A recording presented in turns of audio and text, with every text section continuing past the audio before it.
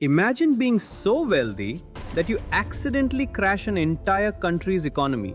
Not on purpose, not through war or conquest, but simply by being too generous. In 1324, a man traveled from West Africa to Mecca, carrying so much gold that everywhere he stopped, he caused inflation for the next decade. Jeff Bezos has $200 billion. Elon Musk has $240 billion. This man, $400 billion.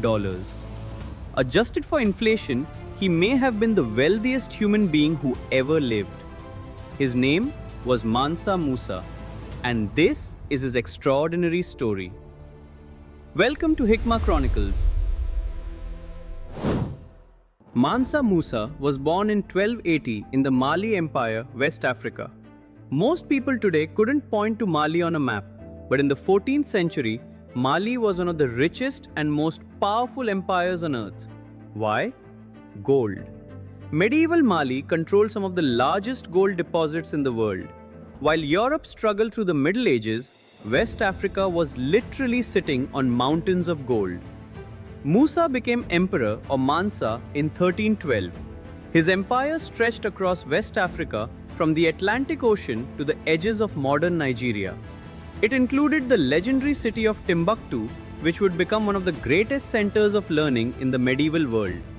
But Musa wasn't just rich because he inherited wealth. He was brilliant.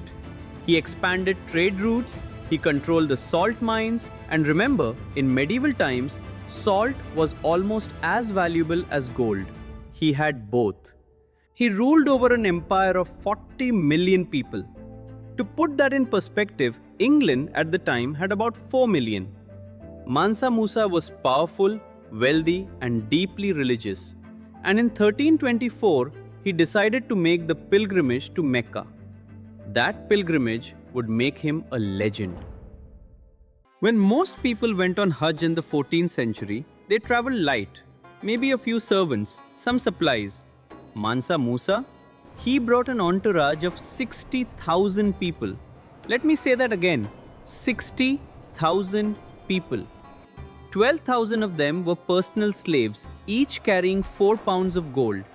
500 of those slaves each carried a golden staff weighing 6 pounds.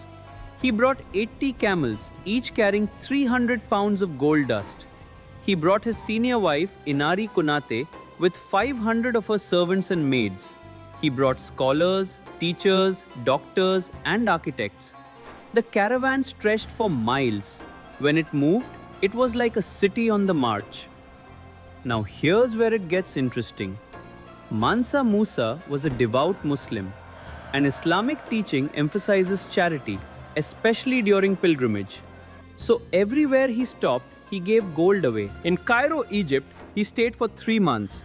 He met with the Sultan. He visited scholars and mosques, and everywhere he went, he gave gold to the poor. He gave gold to officials. He gave gold to anyone who asked. He was so generous that he flooded Cairo with gold. And when you flood a market with gold, gold becomes less valuable. Mansa Musa single-handedly caused inflation across Egypt that lasted more than a decade. The price of goods skyrocketed. The value of gold plummeted. He had crashed Egypt's economy through pure generosity. Realizing what he'd done, on his way back from Mecca, Mansa Musa tried to fix it. He borrowed gold at high interest rates to take gold out of circulation. Think about that. He was so rich that he crashed an economy by accident, then tried to save it by borrowing money. Reports of his wealth spread across the medieval world. European mapmakers who barely knew Africa existed started drawing Mansa Musa on their maps, sitting on a throne, holding a golden scepter and a nugget of gold. He became a legend in his own lifetime. But Mansa Musa's legacy isn't just about wealth. It's about what he did with that wealth. When he returned from Hajj, he brought back scholars, architects, and poets from Egypt and the Middle East. He was determined to make his empire not just rich, but educated and culturally advanced. He invested heavily in Timbuktu, transforming it into one of the greatest centers of learning in the world. He built the famous Jingareber Mosque, which still stands today over 700 years later. He established the University of Sankore in Timbuktu. At its peak, it housed over 25,000 students studying Islamic law, mathematics, astronomy, medicine, and literature. Timbuktu's libraries held hundreds of thousands of manuscripts.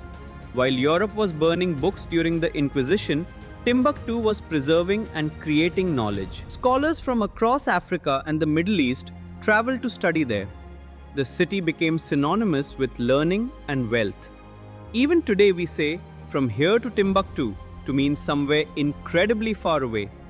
But in Mansa Musa's time, it wasn't remote. It was the center of the world. Mansa Musa ruled for 25 years.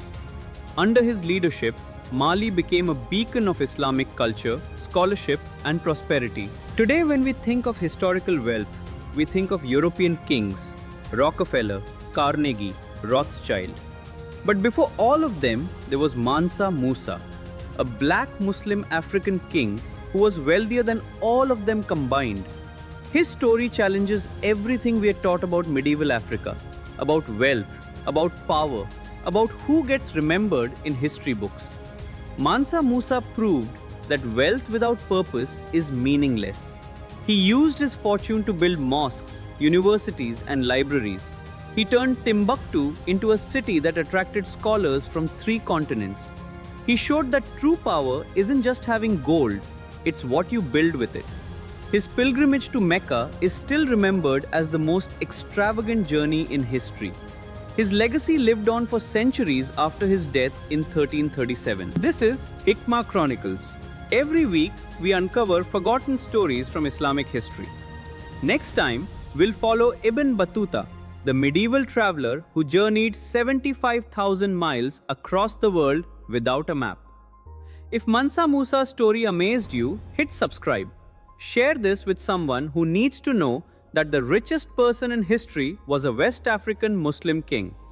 Until next time, keep seeking wisdom, and remember, true wealth is what you leave behind.